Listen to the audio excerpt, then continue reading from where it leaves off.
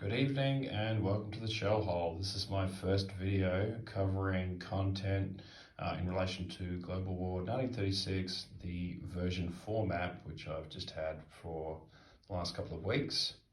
I just thought I'd show you around the room, the board, and just get a bit of an idea of my take on this map.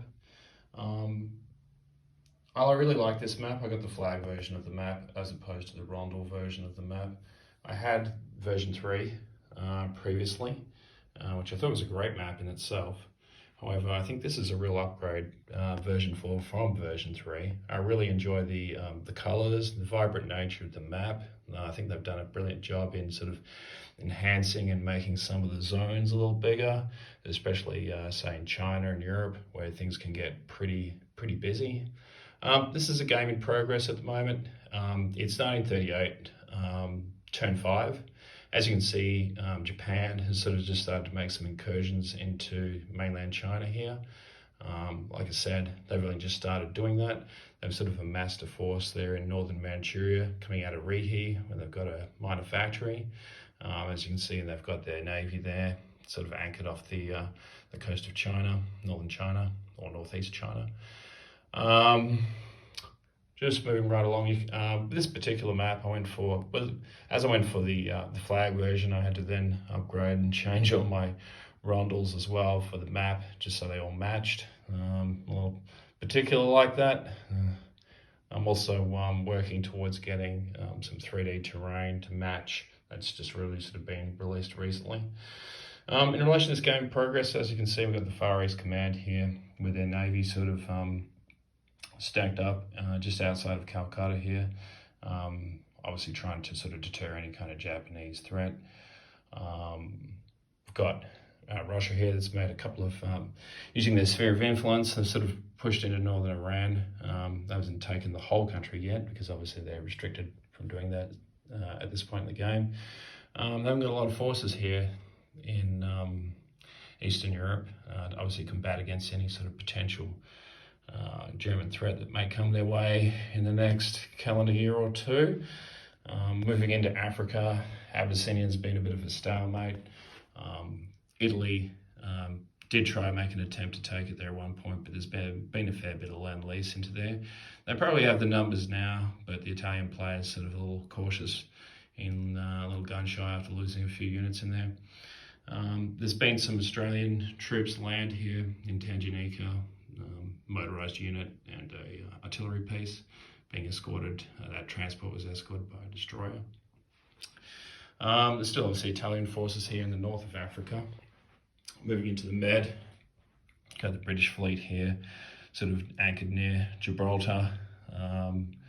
Quite a large fleet there combined with the French Navy. We still don't know what's going to happen with them if we end up losing them. I'm sure we will.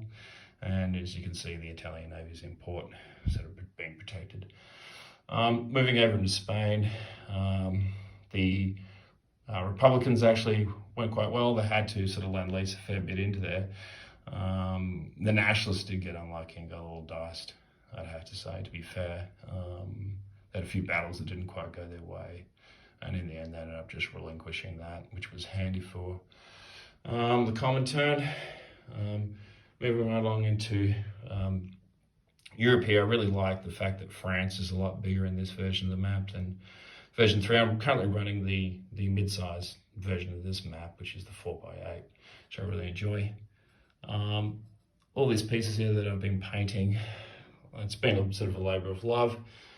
It's been something that I started originally with Axis and Allies, the global version of 1940. I did have the original Axis and Allies, version 1 way back in the 80s. I didn't paint that, but yeah, this one has taken me some time of sort of painting, repainting. I did get some of these pieces from Wolf Den Designs, who I can highly recommend.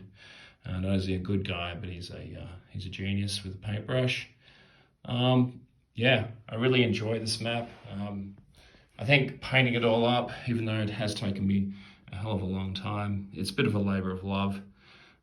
It's something that I really enjoy. It sort of gets me out of the humdrum of work and day-to-day life. And yeah, I can sort of sit there with a paintbrush and tinker and paint something and then 5 minutes later decide I no longer like it and I want to paint over it again. That's the nature of the beast.